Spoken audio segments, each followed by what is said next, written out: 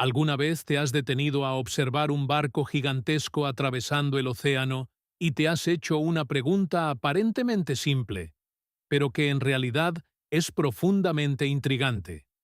¿Cómo es posible que algo tan enorme, construido completamente de metal, sea capaz de mantenerse sobre el agua? Piensa en esto con calma. Si tomas un pequeño pedazo de acero y lo lanzas al agua, el resultado es inmediato. El metal se hunde sin resistencia. No flota, no se mantiene a medias, simplemente desaparece bajo la superficie. Eso es lo que esperamos que ocurra, porque sabemos que el acero es pesado. Sin embargo, cuando miras un barco moderno, la situación parece desafiar esa lógica. Existen barcos que pesan más de 200.000 toneladas. Son verdaderas ciudades flotantes hechas principalmente de acero. Transportan miles de contenedores, vehículos, combustible, maquinaria y todo tipo de mercancías. A pesar de todo ese peso, atraviesan océanos completos sin hundirse. No solo flotan, lo hacen con una estabilidad sorprendente. Y cuanto más se piensa en ello, más extraño parece, porque el mismo material que se hunde cuando es pequeño parece comportarse de manera completamente diferente cuando se convierte en un barco. Pero aquí está lo más interesante. Lo que estamos viendo no es una contradicción. Es una demostración perfecta de cómo funcionan las leyes de la física cuando se aplican de la manera correcta. De hecho, el secreto detrás de los barcos no tiene nada que ver con magia, suerte o algún truco misterioso de ingeniería. La explicación es mucho más elegante. Todo se reduce a un equilibrio extremadamente preciso entre peso, volumen y presión. Pero antes de entender por qué un barco flota, primero debemos entender por qué la mayoría de los objetos se hunden. Cuando colocas algo en el agua, inmediatamente comienzan a actuar varias fuerzas. La primera es el peso del objeto, que tira hacia abajo debido a la gravedad.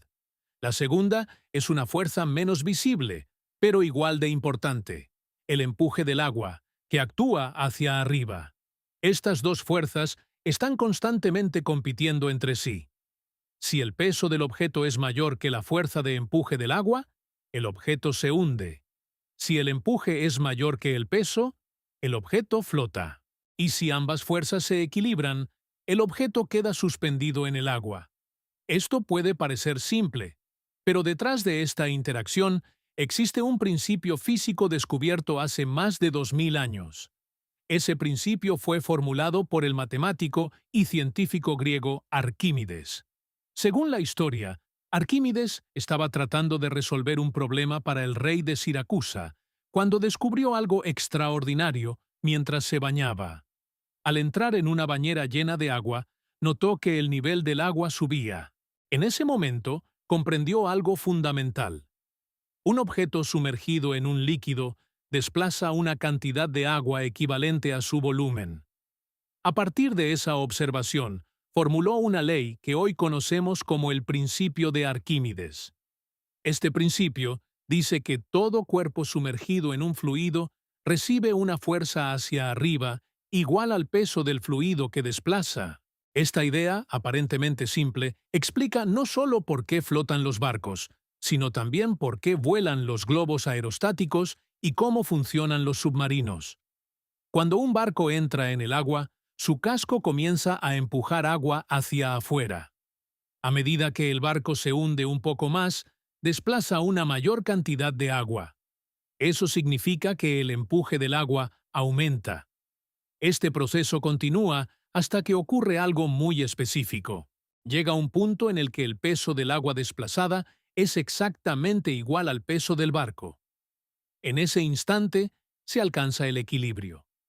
El barco deja de hundirse y permanece flotando. Pero aquí aparece una idea que muchas personas no consideran. Un barco no flota porque sea ligero.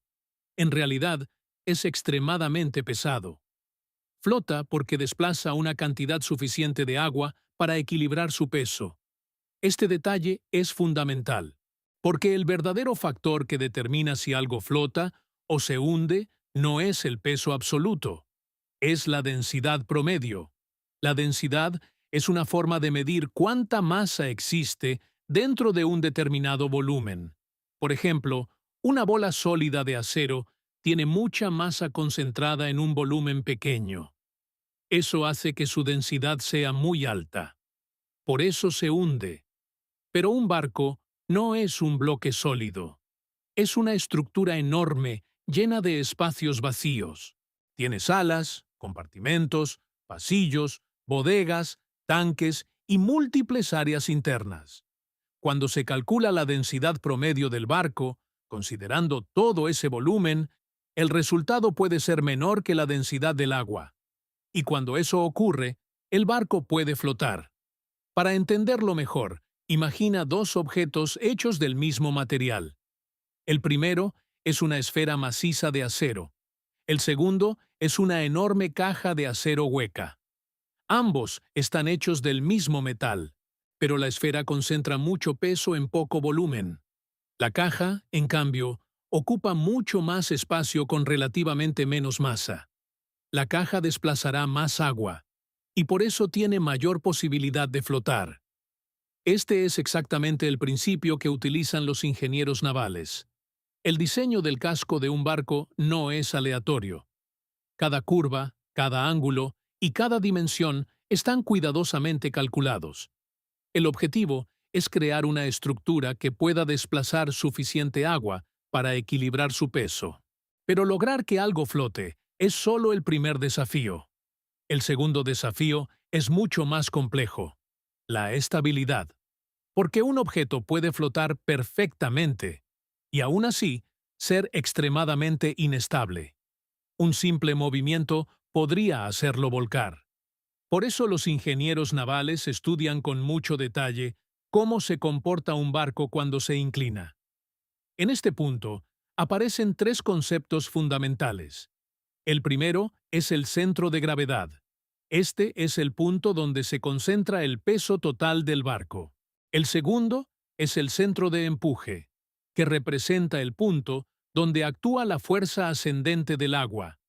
Y el tercero es el metacentro, una referencia geométrica utilizada para evaluar la estabilidad.